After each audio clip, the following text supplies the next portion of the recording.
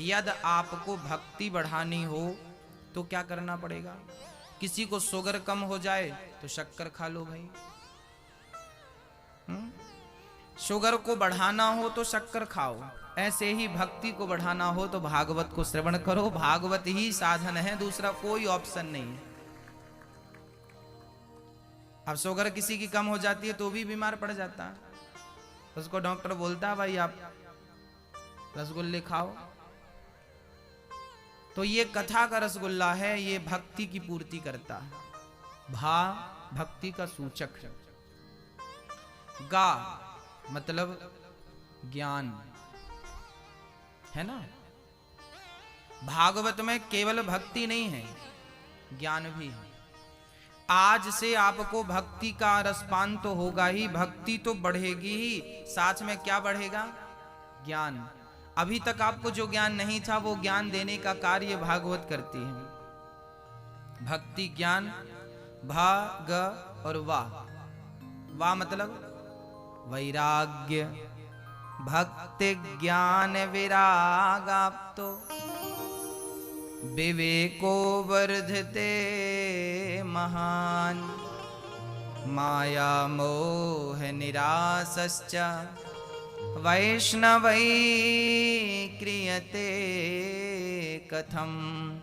तो भक्ति ज्ञान और वैराग्य, तस्माद् भागवतम विदुः, ऐसी भागवत है। जब भक्ति ज्ञान और वैराग्य हमारे भीतर समावेश, इनका प्रवेश हो जाएगा तो स्वाभाविक है कि हमारे भीतर जितना भी अज्ञान का अंधकार है वो समाप्त हो जाएगा। भागवत 6 अध्यायों में महिमा है, 335 अध्याय हैं भागवत में, 18,000 श्लोक हैं। भागवत किसने लिखी थी मैया जी? मैया जी, ओ मैया, भागवत किसने लिखी थी? किसने लिखी थी बताओ? किसने लिखी थी बताओ? भागवत को लिखा था श्री वेद व्यास जी ने। लिखा तो गणेश जी ने था, पर व्यास जी ने कहा, राइटर लिखने के लिए गणेश जी को बुलाया था, बोला था श्री वेद व्यास जी ने, तो मुखिया व्यास जी हैं। भागवत के रचनाकार श्री वेद व्यास जी हैं।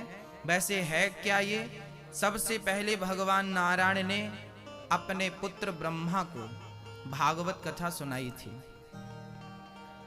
जब भगवान नारायण की नाभि से कमल उत्पन्न हुआ तो भगवान ने ब्रह्मा को कहा, ब्रह्मा जी तुम सृष्टि करो। उस समय कुछ भी नहीं था, ना आप, ना हम, ना स्त्री, ना पुरुष, ना जीव, ना जंतु, कुछ नहीं। सबसे पहले भगवान नारायण की नाभि से कमल उत्पन्न होता है। ये सृष्टि का आरंभ बोल रहा हूं मैं। विज्ञान बहुत परेशान है कि सृष्टि कब से बनी। हम बता रहे हैं, वेद पुराण बता रहे हैं कब से बनी। सबसे पहले भगवान की नाभि से, नारायण की नाभि से ब्रह्मा का प्राकट्य हुआ। ब्रह्मा ने चारों दिशाओं में देखा तो 4 मस्तक हो गए। भगवान नारायण ने कहा, ब्रह्मा जी आप सृष्टि करो, सृष्टि बनाओ। ब्रह्मा जी बोले, प्रभु यदि मैं सृष्टि बनाऊं और कहीं मुझे अहंकार आ गया तो? क्योंकि आज किसी को एक गांव का मुखिया बना दो तो वो अहंकार में डूब जाता। आप मुझे इतना बड़ा भार रख रहे हैं, यदि मुझे अहंकार आ गया तो क्या करूंगा? तब ब्रह्मा जी को श्री भगवान ने भागवत की कथा सुनाई। बोली ये भागवत की कथा यदि आपने धारण कर ली, उस टाइम पे भागवत 4 श्लोकों की हुआ करती थी। भागवत के मूल श्लोक 4 ही हैं, चतुश्लोकी भागवत। कौन कौन से हैं वो श्लोक? अहमेवासमेवाग्रे नान्यद यद सद सत्परम पश्चादहं यदेतच्च यो वशिष्येत सोऽस्म्यहम्। ऋतेर्थं यत् प्रतीयेत न प्रतीयेत चात्मनि तद्विद्यादात्मनो मायां यथा भासो यथा तमः। 4 श्लोकों में ये कहा गया था कि सृष्टि के पहले भी मैं था, सृष्टि के मध्य में भी मैं हूं, जब कुछ नहीं बचेगा तो भी शेष मैं ही बचूंगा। अच्छा मैया जी, जब कुछ नहीं था तब क्या था? और जब सब कुछ है तो क्या है? और जब कुछ नहीं रहेगा तो क्या रहेगा? इसको उदाहरण से समझते हैं। सोना, गोल्ड, सोना आभूषण, आपने जो आभूषण पहन रखे हैं, हार, बाले, बेंदी, चूड़ी, करधन, बाजूबंद, ये सब सोना ही है ना। अब बताओ ये आभूषण सोना, ये आभूषण बनने के पहले क्या थे? समझ आ रहा है? हम जो समझा रहे हैं समझ में आए तो सिर हिलाना जरूर, नहीं आए तो फिर चुपचाप बैठे रहना, हम समझ लेंगे कि अंदर जा नहीं रहा है। आप बताओ कि आपके पास जितने भी आभूषण हैं वो सारे गोल्ड के होते हैं ना लगभग। आभूषण बनने के पहले वो क्या था? क्या था? गोल्ड था। सोने की बिस्किट हम खरीद के लाए, सोनी जी को दिया, भाई साहब इसकी चूड़ियां बना देना, तो उसी बिस्किट की उसने क्या बना दी? तो चूड़ियां बनने के पहले वो सोना था, और चूड़ी बनी तो क्या है? तो भी सोना। और हम चूड़ियों को ले जाके भट्टी पे डाल दें तो बचेगा क्या? चूड़ी का आकार तो मिट जाएगा, पर बचेगा क्या? सोना बचेगा। जैसे आभूषण बनने के पहले भी सोना था, आभूषण बना तो भी सोना। अच्छा, सोना ही आभूषण बन गया, और जब कुछ नहीं बचा तो एकमात्र सोना बना। ऐसे ही जब कुछ नहीं था तो एकमात्र नारायण थे। जैसे सोना ही आभूषण बन गया, ऐसे वही नारायण सृष्टि बन गए। स्त्री, पुरुष, चींटी, हाथी, पूरे जीव जंतु के रूप में वही बन गए। और जब कुछ नहीं बचेगा तो एकमात्र नारायण शेष रह जाएंगे, है ना। वो पहले भी थे, मध्य में भी हैं, और अंत में भी वही से शेष रह जाएंगे, है। इसलिए वो ईश्वर है, परमात्मा है, परब्रह्म है। जो सब कुछ करने की सामर्थ्यता रखे उसे परमात्मा कहते हैं। जो बिना कान के सुन ले, जो बिना पांव के चल ले, जो बिना हाथ के कार्य कर ले, उसे ईश्वर कहते हैं। बिनु पग चलहि सुनहि बिनु काना, कर बिनु कर्म करहि विधि नाना। वो परमात्मा सर्वेश्वर है, सब कुछ करने की सामर्थ्यता रखते हैं। उन्हीं परमात्मा को हम सच्चिदानंद कहते हैं। क्या कहते हैं? सच्चिदानंद रूपाय। भगवान का एक नाम है मेरी मां सच्चिदानंद। क्या नाम है बोलो? सच्चिदानंद रूपाय विश्वोत्पत्त्यादिः तवे तापत्रय विनाशाय श्री कृष्णाय वयं नुमः। भगवान सच्चित आनंद, सच्चिदानंद का हम अर्थ समझते हैं, सत प्लस चित प्लस आनंद बराबर सच्चिदानंद। समझ रहे हैं? सत चित आनंद। अब इसकी व्याख्या करते हैं। ईश्वर सत्य है। ईश्वर का नाम क्या है? सच्चिदानंद। अब सच्चिदानंद 3 अक्षरों को मिलाकर बना है, 3 वाक्य, सत चित आनंद। ये सत्य क्या है, चित क्या है, आनंद क्या है, इसको समझते हैं। ईश्वर सत्य है, ब्रह्म सत्यम जगन मिथ्या। ये जो सृष्टि, ये जो संसार हम देख रहे हैं, ये सत्य नहीं है भक्तों। कभी कभी हमें जो नहीं होता वो भी सत्य जान पड़ता है। कैसे? आप गर्मियों के दिनों में जब गाड़ी पे बैठते हैं, गाड़ी ड्राइविंग करते हैं या बाजू की सीट में बैठते हैं, तो आप सड़क पे देखते हैं, ऐसा लगता है कि पानी भरा है दूर से। ऐसी भ्रांति होती है कि नहीं? हाँ होती है तो हाँ करो, नहीं होती तो ना करो। होती है। कई बार हमें लगता है सामने पानी, गर्मियों के दिनों में ये भ्रांति अक्सर होती है। जब धूप होती है ऐसा लगता है सड़क में पानी भरा, जब हम जाकर देखते हैं तो वहां पानी जैसा दिखता है, पानी होता नहीं। इसे बोलते हैं भ्रांति। क्या बोलते हैं? इसे भ्रांति बोलते हैं। तो जैसे हमें सड़क में पानी की भ्रांति होती है, होता नहीं है पर दिखाई बराबर पड़ता है, ऐसे ये संसार हमें दिख रहा है, ये भी एक भ्रांति है। ये जैसा दिख रहा है वैसा है नहीं, और जैसा है वैसा दिख नहीं रहा है। हमें लग रहा है कि ये सब कुछ बढ़िया है, ये हमारा, ये हमारा, ये हमारा, ये सब हमारा, सब पूरी जिंदगी हम कमाते हैं, हमारा हमारा करते हैं। पर सच्चाई ये है कि सब कुछ तुम्हारा होता हुआ भी तुम्हारा नहीं है। ये भ्रांति में पूरी जिंदगी आप निकाल देते हैं। लगता है कि हमारा है, लगता है कि बेटा हमारा है, पर बुढ़ापे में रंग दिखा लेता है वो। लगता है कि बहू हमारी है, पर वो छोड़ के चली जाती है, पता ही नहीं चलता हमारी है। सब कुछ लगता है ये मेरा है, ये मेरा है, ये मेरा, सब भ्रांति है। क्या है ये संसार? एक प्रकार की क्या है मेरी माँ? भ्रांति है। बोलो क्या है? ये भ्रांति है। जो है वो दिखता नहीं है। अब है क्या और दिख क्या नहीं रहा है वो समझा रहा हूं। मीराबाई से किसी ने पूछा कि मीरा बोल, सब कुछ किसका है? तो मीराबाई ने कहा कि ये तन भी तेरा, मन भी तेरा, धन भी तेरा, ये जग जंजाल भी तेरा, घर परिवार भी तेरा, सब कुछ ईश्वर का है। वो जब चाहे जो चीज चाहे ले ले, आप कुछ नहीं कर सकते। हाँ या ना? सब कुछ उसका है। तो अब आप बताओ कि आपका क्या है?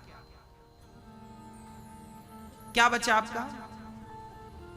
कुछ नहीं। ना ना, ऐसा मत कहो कुछ नहीं। कन्हैया सब कुछ तेरा है, बस एक तू है जो सिर्फ मेरा है। मेरे तो गिरधर गोपाल दूसरो न कोई।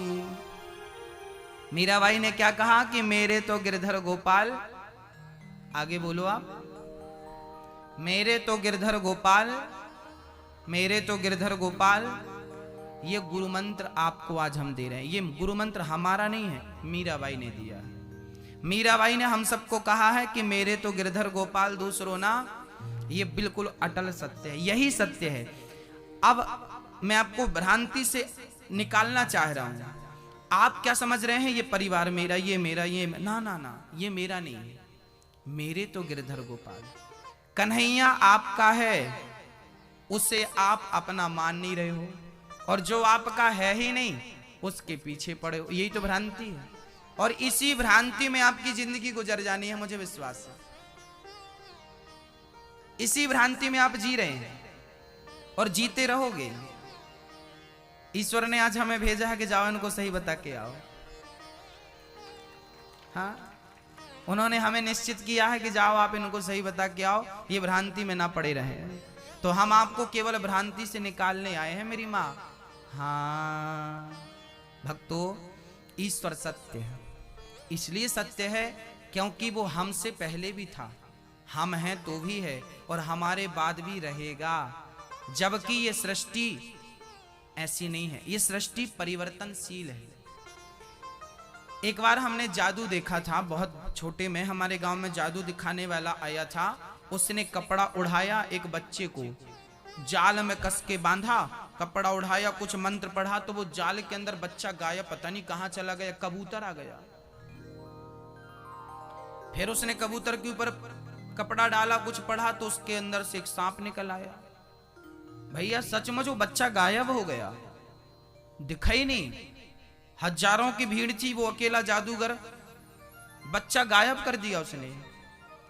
और उसके बाद जब उसका जादू का खेल पूरा हुआ ना, तो उसने कटोरा उठाया, भैया 2 रुपए दे दो, 2 रुपए दे दो, 2 रुपए। अब बताओ, जो इतनी बड़ी जादू जानता है कि बच्चे को गायब कर सकता है, बच्चे का कबूतर बना सकता है, उसने जादू से पैसों की गड्डियां भी प्रकट कर दी, और जादू पूरा होने के बाद पैसा मांग रहा है। भाई तू जादू से पैसा बना सकता है, दिखा सकता है, तो फिर भीख क्यों मांगता है? बड़ा आदमी नहीं हो जाता तू? उस जादूगर से पूछा गया कि भाई ऐसा क्यों? तो जादूगर ने कहा कि भाई जो तुम्हें दिखाया था वो सच नहीं था, वो भ्रांति थी। क्या थी? भ्रांति थी। जो दिखा वो दिखा तो ऐसा कि ये सच यही है, बट वो भ्रांति थी। ऐसे ही ये संसार लग रहा बिल्कुल सत्य जैसा लग रहा है, पर पूरा भ्रांति है। सच्चाई यह है कि मेरे तो गिरधर गोपाल दूसरो ना कोई, पर जब तक शरीर होता है ममता नहीं छूटती। बूढ़ी बूढ़ी अम्मा कल मरने वाली, वो भी नाती को गोद में बिठा के मेरा नाती नाती नाती। ये भ्रांति देखो, बुढ़ापे में कल मरने वाली है, वो आज नाती नाती जप रही है। राम राम कब जपेगी भगवान जाने। कि ममता तू न गई मेरे मन से, ममता तू न गई मेरे मन से। ये ममता उलझा के रखती है। ईश्वर सत्य, सत चित सच्चिदानंद रूपाय सत चित। चित कहते हैं प्रकाश को। अब यहां एक बात समझने की है, ईश्वर को चित कहते हैं। ईश्वर हम सबके भीतर है, ये बात आप लोग मानते हैं कि नहीं? ईश्वर हम सबके भीतर है, ये बात आप मानते हैं या नहीं? यदि आप नहीं मानते तो मैं आपको सबूत देना चाह रहा हूं, कहो तो दे दूं। ईश्वर हम सबके भीतर है। चींटी, हाथी, मतलब जो भी एक्टिव है सबके भीतर ईश्वर है। जिसके अंदर चेतना है सबके भीतर परमात्मा। किस प्रकार है मैं आपको बताऊंगा। जिनके मोबाइल पर नेटवर्क मिल रहा है तो सिद्ध हो रहा है कि इनके मोबाइल पर सिम है।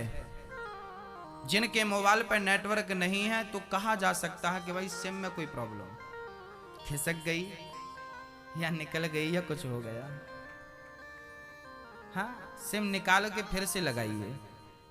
नेटवर्क नहीं आ रहा, आपने सारी सेटिंग कर डाली, नेटवर्क नहीं आ रहा है, तो आखिरी चारा क्या बचता है कि सिम निकालो, हल्की सी पोंछो उसको, धूल ना जम गई हो, फिर लगाइए, मोबाइल एक्टिवेट हो जाएगा, चालू हो जाएगा। तो जहां नेटवर्क है वहां सिम है, हाँ या ना? मोबाइल पे नेटवर्क है मतलब सिम है, चालू है मोबाइल, ठीक है। अब हमारे पास देखने की शक्ति है, सुनने की शक्ति है, हम भी तो एक्टिव हैं। मोबाइल की ऑडियो भी काम कर रही है, वीडियो भी काम कर रही है, कैमरा भी काम कर रहा है, वो देख भी रहा है, सुन भी रहा है, समझ भी रहा है। इसका मतलब वो है, एक्टिव है। हम में भी देखने की, सुनने की, समझने की क्षमता है, इसका मतलब हम भी एक्टिव हैं, चालू हैं। अब ये चालू क्यों है? उसमें सिम पड़ी है इसलिए वो चालू है, हम में भी एक सिम पड़ी है। कौन सी सिम? आत्मा। आत्मा हमारे अंदर है ना, हम सबके भीतर। वो आत्मा ही तो सिम है, ईश्वर सिम। ये चिप सिम अभी निर्मित हुई है, ऐसा आप मान रहे हैं। हमारे भगवान ने करोड़ों साल पहले जब इंसान बनाया था, चिप ही बनाई थी सबसे पहले। एक एक चिपकाते गए। आज तक आदमी ढूंढ ढूंढ के परेशान है, चिपकी कहां है। आजकल बड़े बड़े वैज्ञानिक परेशान हैं कि ये चिप, ये सिम, ईश्वर की सिम, आत्मा रूपी सिम कहां चिपकी है।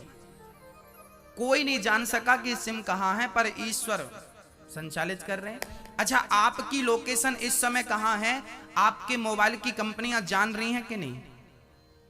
मैया जी, अभी आप इस समय यहां बैठी हो ना मोबाइल लेके, तो आपका मोबाइल आपकी लोकेशन कंपनी को दे रहा है। वो जान सकते हैं कि आप कहां हैं, है ना? जैसे आपके मोबाइल, इतने से मोबाइल में इतने फंक्शन हैं कि वो आपकी लोकेशन बता सकता है कि आप कहां हैं। ऐसे ही जैसे आपकी हर एक्टिविटी पर मोबाइल निगरानी रखता है, ऐसे ही आत्मा के रूप में परमात्मा ही हमारे हर चीज को कैप्चर करता है। वो स्वयं देखता है कि आप पाप कर रहे हैं या पुण्य। आपके पाप और पुण्य का साक्षी स्वयं भगवान होता है, आप झूठ नहीं बोल सकते।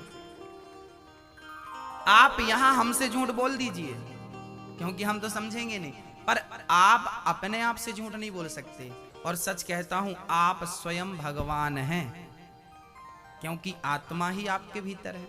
तो ईश्वर चित्त के रूप में, चिप के रूप में, सिम के रूप में, आत्मा के रूप में हम सब के अंदर बसा है। वही है सब कुछ महसूस करने वाला। आत्मा निकल जाए तो ना तो सुन पाओगे, ना देख पाओगे, ना सूंघ पाओगे, ना बोल पाओगे। अर्थात आप बोल रहे हैं तो ईश्वर ही आपके रूप में बोल रहा है, आप सुन रहे हैं तो ईश्वर ही आपके रूप में सुन रहा है। तो हम सबके भीतर कौन है? मैया जी कौन है? परमात्मा। भगवान का तीसरा नाम है आनंद, सच्चिदानंद। ईश्वर को आनंद कहते हैं। भगवान की भक्ति से क्या मिलता है? आनंद प्राप्त होता। भगवान करते क्या है? अच्छा, भगवान का काम क्या है मैया जी? वो काम धाम कुछ करते हैं कि दिन भर बैठे ही रहते हैं? क्या काम करते हैं भगवान? बोले विश्वोत्पत्त्यादेः तवे। भगवान विश्व की उत्पत्ति, पालन और संहार करते हैं। अच्छा बताइए, भगवान का हेड ऑफिस कहाँ है? बताइए, आपको पता हो तो। मैया जी, ओ मैया बताओ, भगवान का हेड ऑफिस कहाँ? भगवान रहते कहाँ हैं? कहाँ रहते हैं बताइए? कहाँ कहाँ रहते हैं? आज हम आपको बताएंगे कि ईश्वर कहाँ रहता है। भगवान का एक्चुअली क्या है कि भगवान का हेड ऑफिस जो है ना, वो मम्मी का पेट है। क्या है? मां का गर्भ, मां का उदर, पेट। ये क्योंकि भगवान कहीं मिले ना मिले पर मम्मी के पेट में जरूर मिलता है। कैसे? अब आप कहेंगे महाराज जी ये क्या बात हुई? आज मैं आपको आधे को जो भी बात कहूंगा उदाहरण और एग्जाम्पल के साथ प्रूफ दूंगा उस चीज का। अब बताइए, आप जब अपनी माँ के पेट में थे, पहले तो ये बताओ कि थे कि नहीं? बाद में आपको हम तो थे ही नहीं, तो हम क्या बोलेंगे फिर? हाँ। पहले ये बताओ, आप अपनी माँ के पेट में थे कि नहीं कभी? हाँ या ना? थे। जब आप अपनी माँ के पेट में थे तो क्या आपकी मम्मी ने आपकी आंख लगाई है? मम्मी ने कान चिपकाया है? मम्मी ने ये हाथ लगाए हैं? नहीं। माँ खाती थी, पीती थी, चलती थी, सोती थी और हम उसके पेट में थे।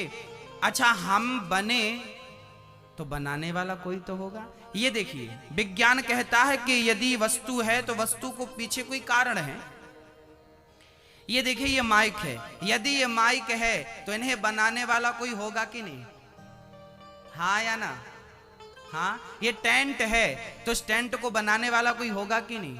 हाँ बिल्कुल। यदि ये वस्तु है तो इसे बनाने वाला कोई तो होगा। अब मैं आपसे पूछ रहा हूं कि आप हैं तो आपको बनाने वाला कोई तो होगा। जिसने सही जगह पे आंख लगाई, आंख यहां की यहां चिपका दी होती तो, आपकी नाक यहां लटक रही होती तो, आपका एक हाथ यहां पीठ में लटक रहा होता तो क्या कर लेते आप? बिल्कुल सही जगह पर ईश्वर ने आपको सब चीजें दी कि नहीं? हाँ या ना? कितना बढ़िया डिजाइन किया ईश्वर ने आपको। हाँ, सही जगह पे। कुछ चीजें भगवान गर्भ में नहीं कर पाता तो गर्भ से भेजने के बाद करता। क्या बताओ, वो कौन सी चीज है जो भगवान गर्भ में नहीं करता? वो गर्भ से बाहर निकालने के बाद करता है। क्या है? कौन सी चीज है जो आपको गर्भ के बाहर ईश्वर देता है? बताओ बताओ, कौन सी चीज है ऐसी जो ईश्वर आपको मम्मी के पेट से बाहर करने के बाद देता है? क्या बोलो? घी। यही चीज ही। ये जो हमारे दांत है ना, ये बाहर मिले हमें। हाँ या ना? बाहर दिया ना। भगवान को वहां पर जानकारी थी कि यदि हमने इसको अभी दांत दे दिए। अच्छा, दांत बच्चे को पेट में क्यों नहीं होते? इसका भी कारण है। भगवान को लगता है कि यदि हमने इसे पेट में दांत दे दिए और यदि ये गर्भ से बाहर जाते समय इसका मुंह ज्यादा दब गया और इसकी जीभ बीच में आ गई तो जीभ कट जाएगी। इसलिए भगवान रिस्क लेना नहीं चाहते थे। भगवान बोले तुम जाओ, हम बाद में पहुंचा रहे हैं, पार्सल घर पे आ जाएगा। तो जैसे ही बच्चा पैदा हुआ, 6 महीने के बाद दांत आने शुरू हो जाते हैं कि नहीं? हाँ या ना? देखिए कितना बढ़िया उसने बनाया। आपको कोई काम करना हो, फैक्ट्री खोलनी पड़ती है किसी चीज को, आप बनाना चाह रहे हैं किसी चीज को, ईश्वर की फैक्ट्री मम्मी का पेट है। अच्छा, वो हर गर्भ में होता है, केवल स्त्रियों के गर्भ में नहीं मेरी माँ, वो चींटी के गर्भ में भी होता है, वो मछली के गर्भ में भी होता है, क्योंकि अंडा बनाता ना, वो चमगादड़ के गर्भ में भी है, शेरनी के गर्भ में भी है, बिल्ली के गर्भ में भी है, वो ये मक्खी होती है, मक्खी के गर्भ में भी बैठा। मतलब हर माँ के गर्भ में ईश्वर विराजमान है, हमारी संरचना करने के लिए, हमें बनाने के लिए कहाँ बैठे हैं भगवान? माँ के पेट में। तो अब बताओ, ईश्वर का हेड ऑफिस मम्मी का पेट हुआ कि नहीं? यहां से डिजाइन हो रही सब चीजें, पूरी दुनिया गर्भ से ही बनी कि नहीं? हाँ या ना जवाब दीजिए। तो बताइए, ईश्वर का कोई हेड ऑफिस आज से पूछेगा तो क्या बोलोगे आप? माँ का उदर, माँ का पेट, जहां ईश्वर ने हमें बैठ के 9 महीने तक डिजाइन किया उसने, हाँ या ना? 9 महीने तक बिल्कुल परफेक्ट चीज बनाई, और जब बन के तैयार हो गया, पार्सल बाहर तैयार रेडी हो गया, बाहर आया, जैसे ही आया रोया, और रोया मतलब चालू है। आप मोबाइल लेते हैं, सबसे पहले फोन लगाते हैं, चालू, आवाज आ रही है, पड़ोसी भाई आवाज आ रही है, आ रही है, मेरी आ रही है, तेरी आ रही है, आ रही है। इसलिए बच्चा भगवान जैसी पैदा करते, डॉक्टर ठोक बजा के उसे रुलाता, चालू है कि नहीं पहले देख लो भाई, बिल्कुल 1 नंबर का पार्सल दिया ईश्वर ने आप। ईश्वर की व्यवस्थाएं ऐसी हैं, कितना बढ़िया बनाया है।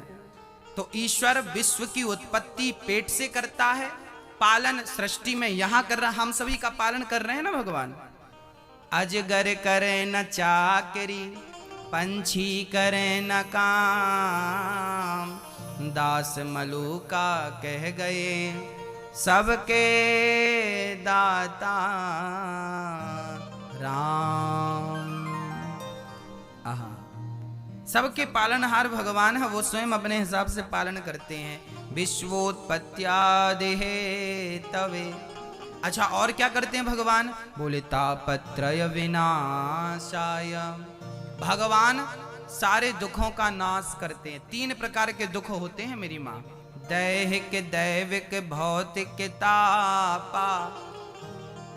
एक शरीर से उत्पन्न होने वाली बीमारियां दैहिक ताप होती हैं, देवताओं के द्वारा सर्दी गर्मी ये दैविक ताप होते हैं, है ना?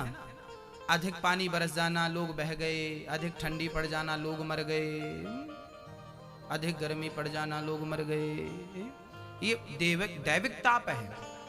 एक भौतिक ताप होता है, जो रास्ते से जा रहे तो कुत्ते ने काट लिया, बंदर ने काट लिया, बिच्छू ने काट लिया, सांप ने डस लिया, ये भौतिक प्राणियों से जो आपको कष्ट मिल रहा है इसे भौतिक ताप कहते हैं। ये 3 प्रकार के दुख माने गए हैं। कहते हैं जो भगवान की शरण में रहते हैं उन्हें तीनों प्रकार के दुख कभी परेशान नहीं करते, जो ईश्वर की शरण में रहा करते हैं। तापत्रय विनाशाय श्री कृष्णाय वयम नमः।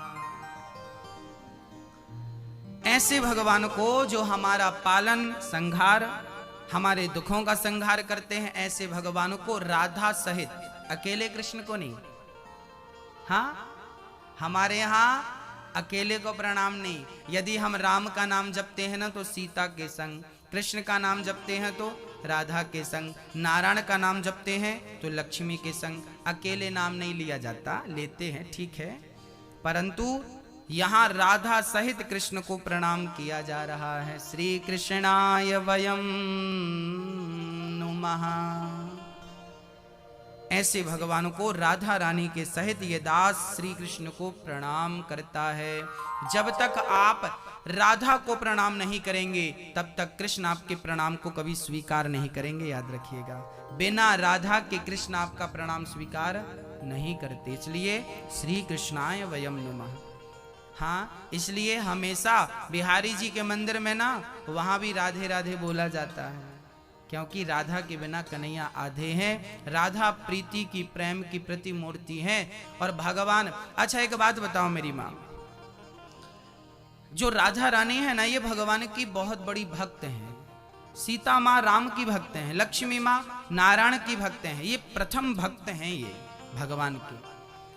अब एक बात बताओ, आपकी कोई तारीफ करे और आपके बेटे की कोई तारीफ करे, तो आप अपनी तारीफ सुनना पसंद करेंगी या अपने बेटे की? आपको ज्यादा आनंद किसकी तारीफ सुनने में आएगा, ये बताओ,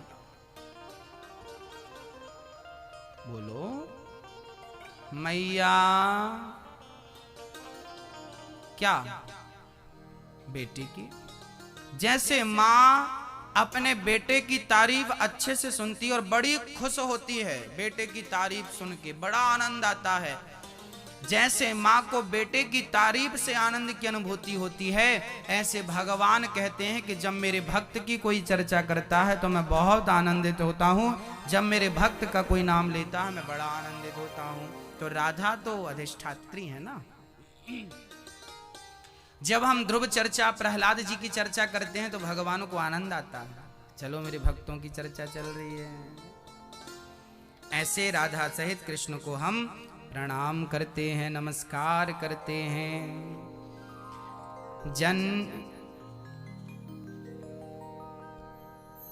यम प्रव्रजंत मनुपेतमपेत कृत्यम द्वैपायनो विरह कातरया जुहाव पुत्रेति तन्मयतया तरवोभिनेदुस् तम सर्वभूत हृदयं मुनिमानतोस्मि।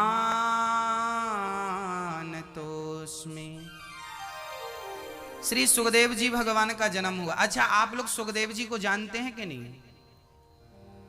हाँ या ना? सुखदेव जी को जानते हैं मैया जी? मैया आप जानती हो सुखदेव जी को? नहीं, आप जानती हो मैया सुखदेव? अच्छा, नहीं जानती। चलो आज हम बता दे रहे हैं कौन है सुखदेव जी। सुखदेव जी व्यास जी के पुत्र हैं, वेद व्यास जी के। भागवत किसने लिखी? 18 पुराणों को किसने लिखा? बताओ नाम। वेद व्यास जी ने। वेदों का विभाजन किसने किया? वेद व्यास जी ने। पहले एक ही वेद था जिस वेद को ऋग्वेद कहते हैं, वो वेद बड़ा हो गया, लोग पढ़ना पाएंगे, तब व्यास जी ने उन्हें 4 भागों में डिवाइड कर दिया, सामवेद, ऋग्वेद, यजुर्वेद, अथर्ववेद। 18 पुराण अलग। ये सारी रचनाएं किसकी हैं? श्री वेद व्यास जी की। अच्छा, व्यास जी के पुत्र हुए हैं श्री सुखदेव। शुक कहते हैं तोते को। एक बार क्या हुआ, शंकर जी अपनी पत्नी को, शंकर जी की पत्नी का नाम क्या नाम था उनकी? अच्छा, ये तो याद होगा, क्या नाम था बताइए? पार्वती। एक दिन शंकर जी अपनी पत्नी को लेकर कथा सुनाने गए। आप आजकल संडे हो, मंडे हो, आप पिक्चर देखने जाते हैं, शंकर जी पिक्चर देखने नहीं गए। शंकर जी अपनी पत्नी को लेकर कथा सुनाने कहाँ गए? अमरनाथ। अमरनाथ में वहां पर पार्वती को बिठाया और शंकर जी बैठ गए कथा सुनाने। पत्नी बन गई श्रोता, पति बन गए वक्ता, कथा चालू। कभी भी कथा हो सकती है, कहीं भी कथा हो सकती है, जहां आपको समय मिले, पति पत्नी हो, माँ बेटे हो, पिता पुत्र हो,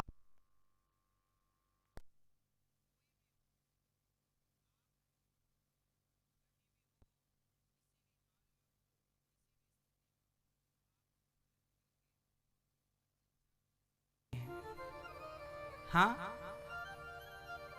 जहां बैठे हैं वहीं हरि चर्चा चालू कर लो। राम जी ऐसे, कृष्ण जी ऐसे, कृष्ण कथा चालू।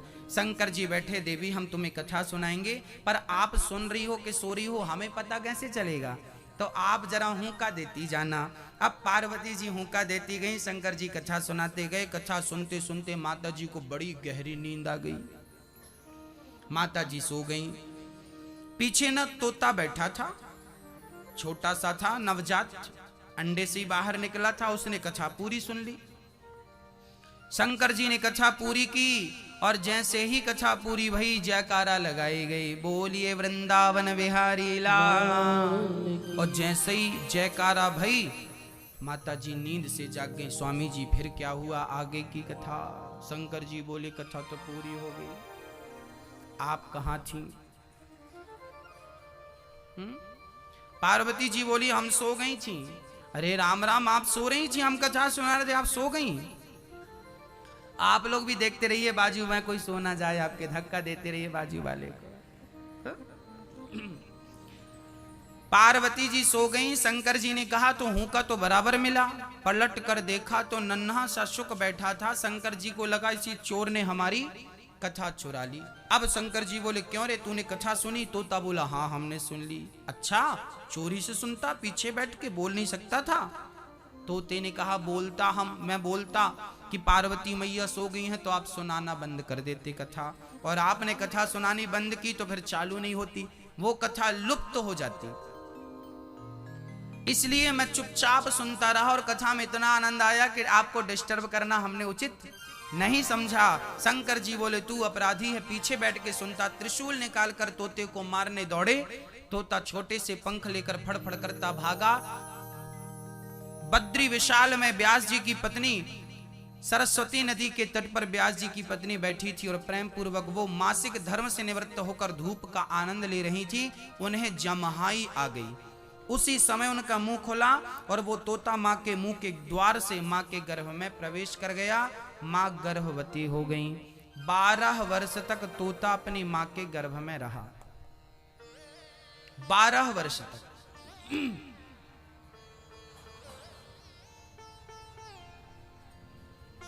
गर्भ में रहा। अच्छा, कई बार आप लोगों को आश्चर्य लगता है कि किसी के मुंह से तोता अंदर कैसे जा सकता, और चला गया तो तोता अंदर गया तो वो मां गर्भवती कैसे हो जाएगी? तोता मर नहीं जाएगा? देखिए, ये सामान्य बातें नहीं है। गंगा हजारों नालाओं के बीच से गुजरती है। हजारों नाले बड़े बड़े गंगा में रोज मिलते हैं, पर उन नालों ने आज तक गंगा को नाला तो नहीं बनाया, बल्कि गंगा ने उन नालों को गंगा बना दिया। समर्थ को नहीं दोष गुसाई मेरी मां। ये बात हम में और आप में लागू नहीं होगी, है ना? पर वो व्यास जी सर्व सामर्थ्य पुरुष थे, उनकी पत्नी लीला करनी थी ना, इसलिए उन्होंने ये लीला की। कथाओं में कई बार अति संयुक्ति हो जाती है, जो आप विश्वास नहीं कर पाते ये कैसे विश्वसनीय है, परंतु वहां एक दृष्टि हमें दी गई है शास्त्रों के द्वारा, हमें उस दृष्टि से देखना चाहिए। उस दृष्टि को तुलसीदास जी कह रहे हैं, बोले समर्थ को नहीं दोष गोसाई। क्या मेरी मां? समर्थ को नहीं दोष गोसाई। भगवान श्री कृष्ण से मां यशोदा ने बोला कि चल तू मुंह खोल, मिट्टी खाया है, तो भगवान ने मुंह खोल दिया। और मुंह खोला तो इतने से मुंह में क्या नजर आ गया? पूरा ब्रह्मांड। अब हमने तो मुंह खोला, आप देखो नजर आ रहा? नहीं, हमारे मुंह तो ब्रह्मांड नजर नहीं आ रहा, पर उस परमात्मा के मुंह पे तो आया था, क्योंकि हम तुच्छ प्राणी हैं, वो परमात्मा है ना? कई चीजें हम जब कथा में बोलते हैं ना तो आपको आश्चर्य लगता है, ये कैसे पॉसिबल है? भाई, वो ईश्वर है, वो सब कुछ कर सकता है ना? जिसने आपको बनाया हो वो क्या नहीं बना सकता? जिसने ये प्रकृति बनाई हो वो क्या नहीं बना सकता भाई? उसके लिए आश्चर्य नहीं है कोई चीज। तो व्यास जी की पत्नी के गर्भ में तोता गया, 12 वर्ष तक मां के पेट में रहा।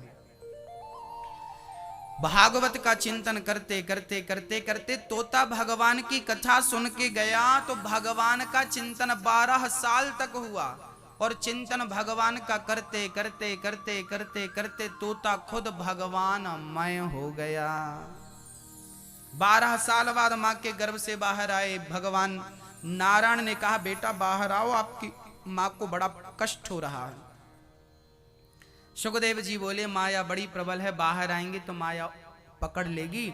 सुखदेव जी बोले कोई माया नहीं, भगवान बोले हमारी कोई माया नहीं पकड़ेगी, आप बाहर आइए। सुखदेव जी बाहर आए, माँ के शरीर से नरा जुड़ा रहता है, नरा कटा, बच्चे ने अपने नरे को कंधे पे रख लिया, नरे को कंधे पे रख करके सुखदेव जी जाने लगे। यम प्रव्रजंत यम व्यास जी, यम सुखदेव जी जाने लगे तो पुत्रेति पुत्रेति पुत्र पुत्र कह के व्यास जी पुकारने लगे, बेटा रुक जाओ, कहाँ जा रहे हो? व्यास सुखदेव जी बोले हम सन्यास लेने जा रहे हैं। अब देखिए, जो बच्चा पैदा होते ही सन्यास ले ले, क्या वो कोई साधारण बालक हो सकता है? क्या हम उस बालक को आज के बालक से कंपेयर कर सकते हैं? नहीं कर सकते ना। वो अद्भुत लीलाएं थी भक्तों, वो चर्चाएं थी, वो सामान्य बातें नहीं हैं, वो ईश्वर अंश हैं, है ना। सुखदेव जी के बारे में लिखा है, तत्रा भवद भगवान व्यास पुत्रो, स्वयं भगवान ही व्यास पुत्र के रूप में प्रकट भये और जंगल जाने लगे। पिताजी चिल्ला रहे हैं विवाह तो कर लो, शादी कर लो।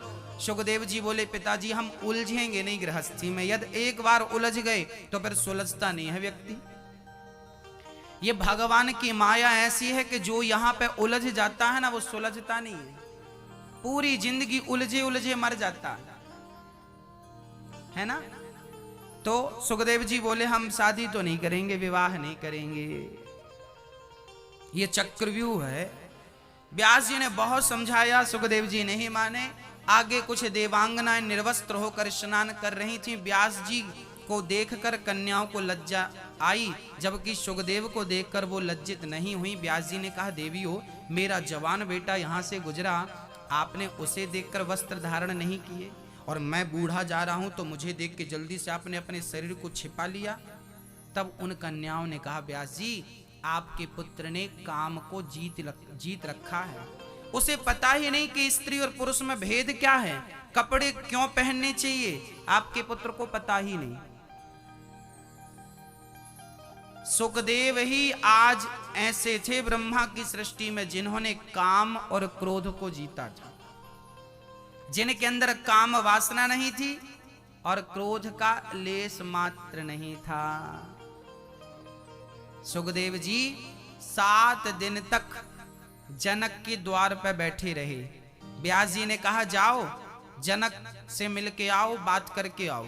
सुखदेव जी गए तो द्वारपाल ने रोक दिया, चलो राजा साहब काम पे बिजी हैं। सुखदेव जी बोले कोई बात नहीं, बाहर बैठ गए। बोले कब तक आएंगे? बोले कल मिलेंगे। सुखदेव जी वही प्रसन्न मुद्रा में बैठे रहे। कल हुआ भाई राजा साहब से मिलना, बोले आज नहीं मिलेंगे कल। ऐसे कल करते 7 दिन हो गए। सुखदेव जी के क्रोध की परीक्षा ली गई थी कि इन्हें क्रोध कब आता है, तो 7 दिन तक उनको देखा गया, उनको बड़ा कष्ट दिया गया, गाली दी गई। द्वारपालों ए भाग यहां से, बैठा कितनी गालियां दी गई, पर सुखदेव का ध्यान भंग नहीं हुआ, बिल्कुल शांत। किसी की गाली का असर उन पर नहीं पड़ा, किसी के अनादर अपमान का असर उन पर नहीं पड़ा। इन्होंने क्रोध को जीत लिया, ये बात सिद्ध हो गई। बहुत सुंदर सुंदर स्त्रियों को भेजा गया था सुखदेव जी के पास, उनको स्पर्श करने के लिए। बहुत सुंदर अप्सराएं थीं, सुखदेव जी के पास गई थीं और सुखदेव जी के पास बैठी, पूरी रात गुजारा उनके संग। पर सुखदेव जी के अंदर काम वासना थी कि डोली नहीं। काम पर उन्होंने विजय प्राप्त किया, क्रोध पर विजय प्राप्त किया। तब व्यास जी को लगा कि अब मेरा बेटा भागवत पढ़ने का अधिकारी हो गया। देखिए भागवत का अधिकारी कौन है? जिसने काम को क्रोध को जीता हो, वो भागवत का अधिकारी है। अब व्यास जी को लगा कि मेरा बेटा भागवत पढ़ सकता है। तब जंगल से संतों के द्वारा श्लोक सुनाकर बुलाया था। उन्होंने कहा था कि वरहा पेडम नटवर वपुः कर्णयो कर्णिकारम बिभ्रदवासः कनक कपिशम वैजयंतीं चमालाम। भगवान कितने सुंदर हैं। जब भगवान की सुंदरता का निरूपण किया गया तो सुखदेव जी को लगा कि इतना सुंदर कौन होगा। जब भगवान की कृपालुता का वर्णन किया गया कि अहो वकीयम स्तनकाल कोटम, पूतना मौसी भगवान को मारने आई, भगवान ने तार दिया। जब ये बात सुखदेव जी सुने तो सन्यास लेने के लिए समाधि लगाई थी, भगवान की भक्ति के लिए समाधि लगाई, और जब भगवान की दयालुता का सुना ना तो उठ के खड़े हो गए। जिनने श्लोक सुनाया उनसे पूछा, भाई ये बड़ी सुंदर बात कह रहे हो, इतना दयालु कौन है? तब व्यास जी ने सुखदेव को भागवत सुनाई, पूरी भागवत पढ़ाई, कंठस्थ कराई। और वही सुखदेव जी जब राजा परीक्षित को श्राद्ध दिन में श्राप लगा। आप परीक्षित को जानते हैं कि नहीं? राजा परीक्षित को जानते हैं कि नहीं आप लोग? मैया जी, भैया जी, आप परीक्षित को जानते हैं कि नहीं? जानते हैं? कौन थी? नहीं जानते? ओहो, आप जानते हो मैं ये परीक्षित को? ओ, नहीं जानते? परीक्षित कौन थी? राजा परीक्षित का नाम सुना होगा कभी कभी आपने। ये परीक्षित कौन थे मैं आपको बता दूं। ये परीक्षित थे, सुभद्रा को जानते हैं? कौन थी सुभद्रा? भगवान श्री कृष्ण की बहन। क्या नाम था? सुभद्रा। सुभद्रा के एक पुत्र हुआ था। क्या नाम था? अभिमन्यु। अभिमन्यु की पत्नी का नाम था उत्तरा। अभिमन्यु की पत्नी उत्तरा, अभिमन्यु के पुत्र परीक्षित। अभिमन्यु के पुत्र उत्तरा के गर्भ में अश्वत्थामा ने ब्रह्मास्त्र से नष्ट करना चाहा था परीक्षित को, पर भगवान ने इन्हें गर्भ में मरने नहीं दिया था। ये वही परीक्षित हैं। इन्हें पता है आज इनके सिर पे क्या मुसीबत आई? राजा परीक्षित के द्वारा एक गलती हो गई थी। ये बहुत अच्छे राजा थे परीक्षित जी महाराज, प्रजा का बच्चों की तरह पालन करते थे, किसी को कोई तकलीफ ना हो पूरा ख्याल रखते थे। एक दिन इनकी बुद्धि भ्रष्ट हो गई, क्योंकि ये कलयुग की चपेट में आ गए। राजा परीक्षित की खोपड़ी पे कलयुग बैठ गया था। कल मैं सुनाऊंगा इसको विस्तार से। उनके सिर पे कलयुग बैठ गया तो राजा परीक्षित की बुद्धि बिगड़ गई। याद रखना भक्तों, जब बुद्धि बिगड़ जाती है तो हम गलत निर्णय लेते हैं, और हमारा वही गलत निर्णय हमारा सर्वनाश करता है। विनाश काले विपरीत बुद्धि। राजा परीक्षित ने कलयुग को रहने के 4 कमरे बनवाए थे। जहां जुआ हो वो कलयुग का स्थान, जहां शराब हो वो कलयुग का स्थान, जहां मांस हो वो कलयुग का स्थान, जहां चरित्रहीन लोग हो वो कलयुग का स्थान। 5वां दिया था गोल्ड, सोना। राजा परीक्षित ने जो मुकुट पहन रखी थी वो अपने श्री भीम जी की मुकुट थी। भीम जी ने जरासंध से जीती थी और वही मुकुट आज परीक्षित के सिर पे थी। चूंकि वो दूसरे की थी, उस पर कलयुग बैठ गया और क्या हुआ? राजा परीक्षित ने संत का अपमान कर दिया। समीक जी से कहा हमें पानी दो, प्यास लगी है, पर समीक जी ध्यान में मग्न थे, उन्होंने पानी दिया नहीं, क्योंकि वो सुने नहीं ना। तो उनके गले पे मरा हुआ सांप डाल दिया। संत का अपमान हो गया। उनके पुत्र का नाम था श्रृंगी। किनके? उन संत के जिनके गले पे सांप डाला था। समीक के पुत्र का नाम क्या था? क्या नाम था? श्रृंगी ऋषि। उन्होंने श्राप दे दिया था परीक्षित को, आज से 7वें दिन तक्षक तुम्हें डसेगा। और तक्षक के डसने से, तक्षक नाम का एक नाग होता है, जैसे किंग कोबरा बोलते हैं ना, ऐसे तक्षक की प्रजाति होती थी। बहुत जहरीला नाग था वो। जिसे डस लेता था वो तुरंत भस्म हो जाता, आग लग जाती थी। इतना भयंकर जहरीला नाग था वो। नाग तुम्हें डसेगा ऐसा श्राप दे दिया परीक्षित को। अब जब परीक्षित को श्राप दिया तो परीक्षित तुरंत घर परिवार सौंप करके अपने पुत्रों को और घर से निकलकर कहां चले गए? गंगा के तट पर। और गंगा के तट पर बड़े बड़े संत आए, पर कोई परीक्षित के मोक्ष का साधन ना बता पाए। तब वहां पर आए थे श्री सुखदेव जी, और यही सुखदेव जी ने इन्हीं राजा परीक्षित को क्या सुनाई थी मेरी मां? बोलो क्या सुनाया था? भागवत। कितने दिन की सुनाई थी? 7 दिन की। 7 दिन की कथा सबसे पहले सुखदेव जी ने सुनाई थी राजा परीक्षित को। तो भागवत के पहले वक्ता हैं सुखदेव जी, और पहले श्रोता हैं परीक्षित जी। ये परीक्षित जी, ये सुखदेव जी। उत्तम कोटि के वक्ता सुखदेव जी और उत्तम कोटि के श्रोता राजा परीक्षित। इन्हीं से साप्ताहिक भागवत प्रारंभ हुई 7 दिन की। जबकि पहले भागवत थी तो पहले 2 दिन की थी, या 2 घंटे की थी, या महीनों तक चले, उसके कोई अवधि निश्चित नहीं थी। सत्संग टाइप का होता था, लंबा भी चल सकता है, 2 घंटे में भी पूरी हो सकती है। पर अब से नियम बन गया कि आपको 7 दिन का समय निकालकर परीक्षित बनकर भागवत श्रवण करना पड़ेगा।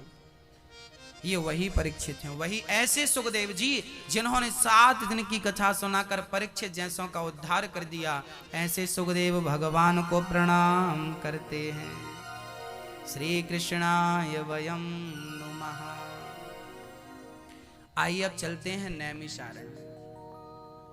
अच्छा, भगवान भी बड़े अद्भुत हैं। हाँ, क्या है?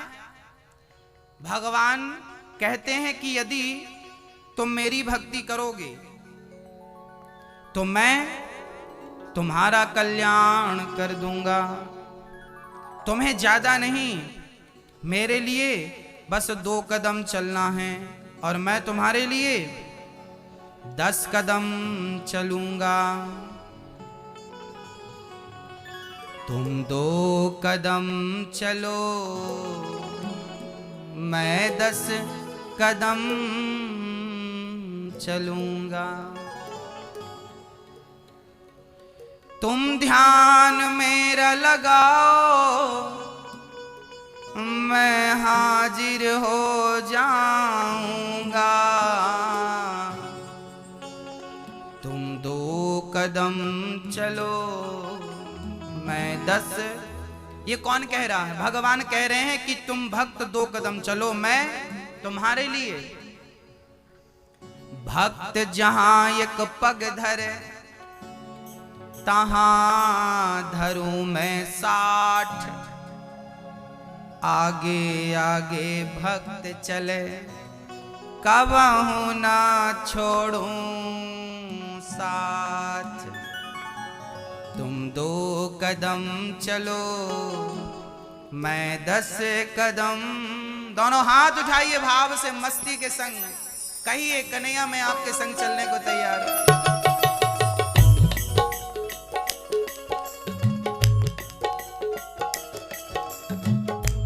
हरि बोल।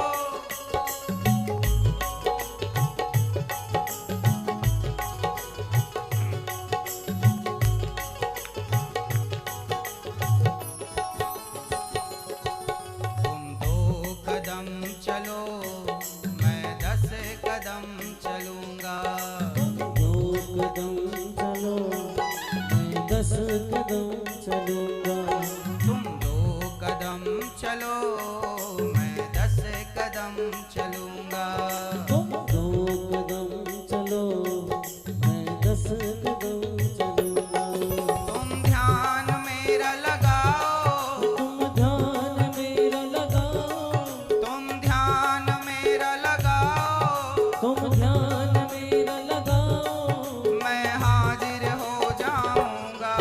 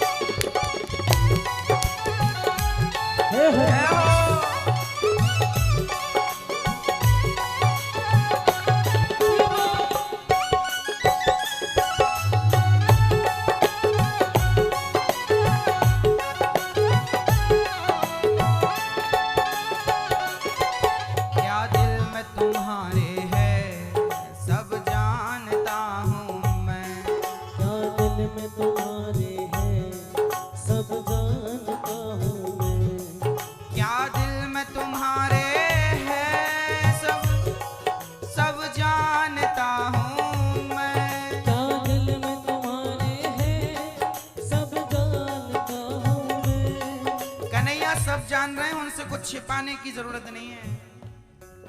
क्या कर्म तुम्हारे हैं पहचानता हूं मैं, क्या कर्म तुम्हारे हैं पहचानता हूँ मैं। तू मेरे वचन से चलेगा, तू मेरे वचन से चलेगा, तू मेरे वचन से चलेगा, तकदीर बना दूंगा। 2 कदम चलो मैं 10 कदम चलूंगा, 2 कदम चलो मैं 10 कदम चलूंगा। हे हरि हरि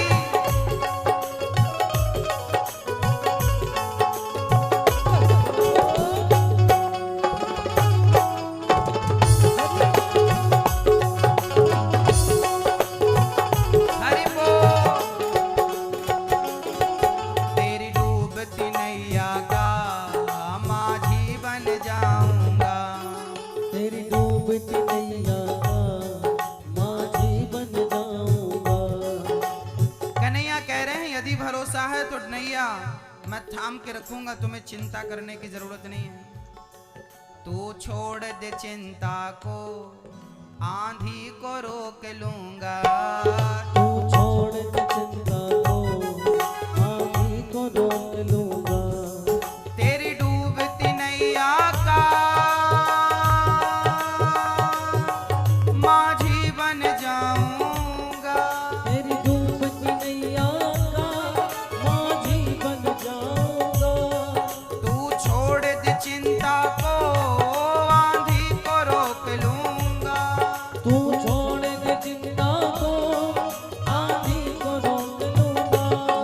तू रख ले मुझ पे भरोसा, तू रख ले मुझ पे भरोसा, नैया पार लगा दूंगा। 2 कदम चलो मैं 10 कदम चलूंगा। तुम 2 कदम चलो मैं 10 कदम चलूंगा, तुम 2 कदम चलो मैं 10 कदम चलूंगा, तुम 2 कदम चलो मैं 10 कदम चलूंगा। तुम 2 कदम चलो मैं 10 कदम चलूंगा। बोलिए भक्त वत्सल भगवान, की जय। तू आगे चलता जा, तेरे पीछे मैं चलूंगा। तू थक भी गया राह में, मैं साया बन के चलूंगा। हर वक्त हर घड़ी मैं साया बन के चलूंगा, तुम 2 कदम चलो मैं 10 कदम चलूंगा। भक्तों, भगवान कहते हैं कि यदि आप थोड़ा सा चल रहे हैं तो हम बहुत चलने को तैयार हैं, सिर्फ आपके लिए। हाँ भक्तों, श्री सूत जी महाराज का आगमन हुआ। आज सारे 88,000 संत बैठे हैं नैमिषारण्य में। उन संतों के मध्य में सूत जी का आगमन हुआ। सूत जी के आते ही सारे संत खड़े होकर उनका अभिवादन करने लगे। सारे खड़े हो गए। उसी क्षण सौनक आदि ऋषियों ने सूत जी से प्रश्न किया कि प्रभु हमें कथा सुनाइए। कौन सी कथा? जिसमें भक्ति हो, ज्ञान हो, वैराग्य हो, वो कथा सुनाइए। अब बताइए कौन सी कथा है जिसमें भक्ति भी है, ज्ञान भी है, वैराग्य भी है? भागवत। अर्थात शौनक आदि ऋषि सूत जी से भागवत सुनने की जिद कर रहे हैं। भक्ति ज्ञान विरागाप्तो विवेको वर्धते मां। भागवत की जिद कर रहे हैं। और अंत में शौनक आदि ऋषियों ने कहा कि हमें ऐसी कथा सुनाओ कि कृष्ण प्राप्ति करम शाश्वत साधनम तद्वदाधुना। हमें ऐसी कथा सुना दो कि कृष्ण की प्राप्ति हो जाए, हमें इस प्रकार की कथा सुना दीजिए। अब सुंदर सी कथा सुनाते हैं। सूत जी कहते हैं कि देखो कथा बड़ी अद्भुत है। जो कथा आप जन सुन रहे हैं ना मेरी मां, ये कथा ना देवताओं को भी दुर्लभ है। देवता भी कथा श्रवण करने को तरसते हैं। एक बार राजा परीक्षित को सुखदेव जी कथा सुना रहे थे कि उसी सत्र में इंद्र आ गए। इंद्र ने कहा सुखदेव जी प्रणाम। सुखदेव जी कहते प्रणाम, बैठो। इंद्र ने कहा हमें बैठने की फुर्सत तो नहीं है, आप हमें जो कथा परीक्षित को सुना रहे हैं वो कथा हमें दे दीजिए और बदले में परीक्षित को अमृत पिला दीजिए स्वर्ग का।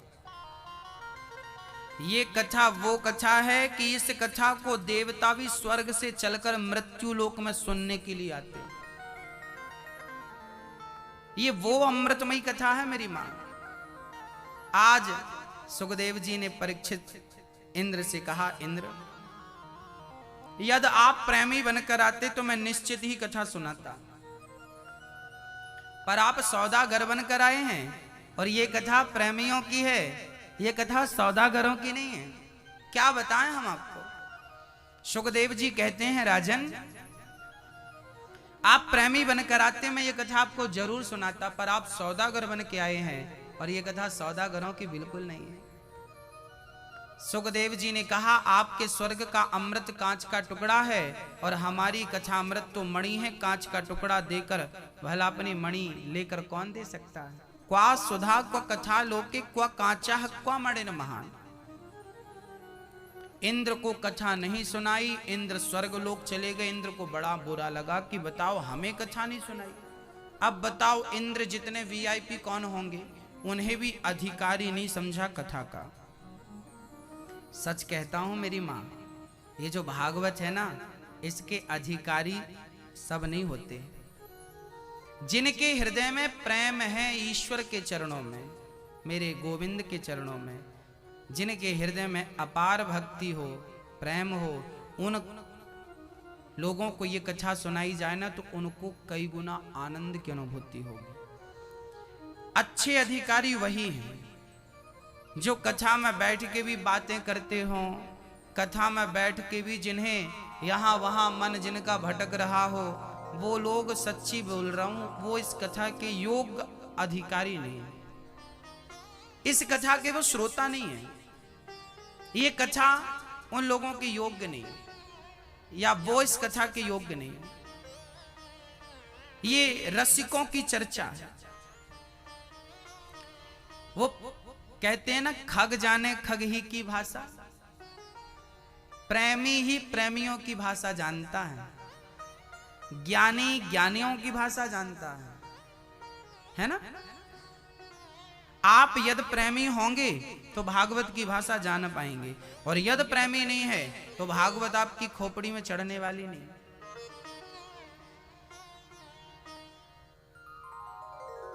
प्रेमियों का ग्रंथ है ये। भक्तों, सच्ची बात तो यह है कि यहां प्रेमी बनाए भी जाते हैं। यदि आप प्रेमी नहीं हैं, कोई बात नहीं, आप नित्य बैठिए। यदि कथा में बैठेंगे तो कथा का यह भी प्रभाव देखने को मिलता है कि जिनके अंदर भक्ति नहीं थी, प्रेम नहीं थी, वो भक्ति और प्रेम की गंगा में डूब गए। इस कथा ने उन्हें डुबा दिया, बना लिया अपने योग। कई बार हम योग्य होते नहीं हैं, पर योग्य हमें भगवान बना देते हैं। अकारण करुणा कर लेते हैं, कर देते हैं, किसी पर हो गई। हाँ भक्तों, इंद्र को बड़ा बुरा लगा, हमें कथा सुनाई नहीं। इंद्र ने स्वर्ग लोक पे तराजू बांधी, एक पलड़े पे भागवत को रखा, दूसरे पलड़े पे तमाम स्वर्ग के सुखों को रखा। तौल कर देखा तो भागवत का पलड़ा भारी था। इंद्र को लगा भगवान क्षमा कर दीजिए, कोई अपराध हो गया हो। तब भागवत से भगवान प्रकट हो गए। इंद्र बोले प्रभु आप यहाँ, भगवान बोले हम यहीं हैं, जहां भागवत होती है हम वहीं रहते हैं। ये भागवत प्रत्यक्ष कृष्ण है भक्तों। कथा के माध्यम से ये कृष्ण आपके भीतर प्रवेश कराए जाएंगे, है ना।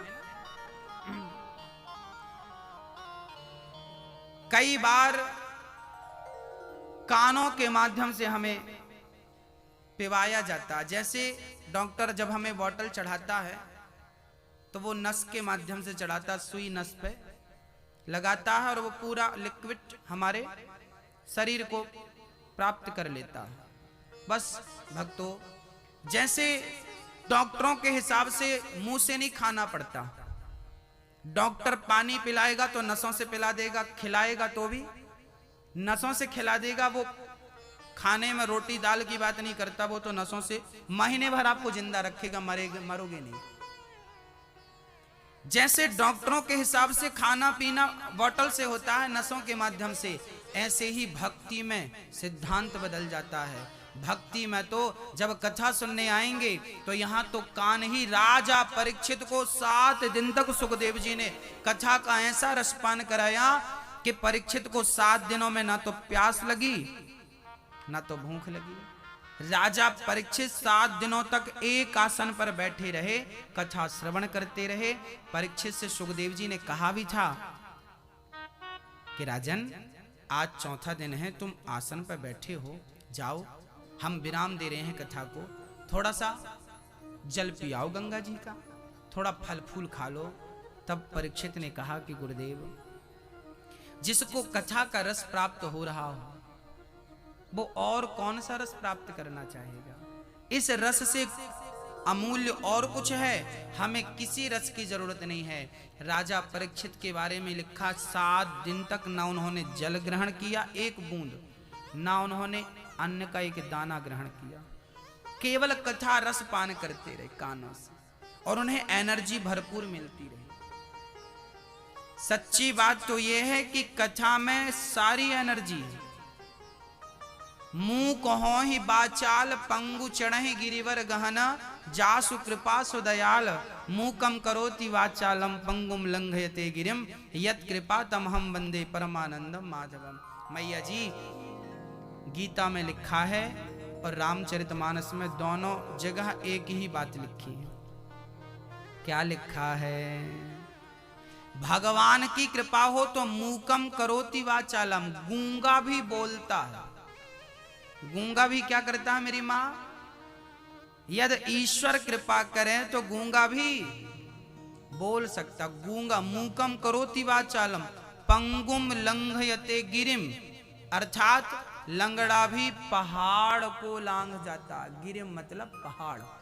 पंगुम लंघयते गिरिम, पहाड़ को लांघ सकता है लंगड़ा, यदि ईश्वर की कृपा होए तो। गूंगा भी बोल सकता है यदि ईश्वर की कृपा होए तो। अरे हनुमान जी जब लंका गए तो हनुमान जी ने समुद्र को छलांग लगा के पार कर लिया कि नहीं? प्रभु मुद्रिका मेली मुख माही, जलधि लांघ गए अचरज नाही। अरे भाई, जिनकी कृपा बल पर हनुमान जी समुद्र को छलांग लगाकर पार कर सकते हैं, उन्हीं के नाम के बल पर, उसी राम नाम के बल पर यदि हम भवसागर को पार कर जाएं तो आश्चर्य मत मानिएगा। ये तो नाम की महिमा है, ये तो कथा की महिमा है। प्रभु मुद्रिका मेली मुख माही, जलधि लांघ गए अचरज नाही। आश्चर्य नहीं है, ये तो कथा है। इंद्र का अहंकार नष्ट हो गया। सुखदेव जी ने राजा परीक्षित को कथा सुनाई। ये कथा एक बार देवर्षि नारद जी ने भी सुनी थी। एक बार क्या हुआ, नारद जी महाराज तीर्थों का भ्रमण करते करते कहां कहां चले गए, जरा ध्यान पूर्वक सुनिएगा। कि हम तो पृथ्वीं यातो ज्ञात्वा सर्वोत्तमामिति, पुष्करं चा प्रयागं चा काशीं गोदावरीं तथा।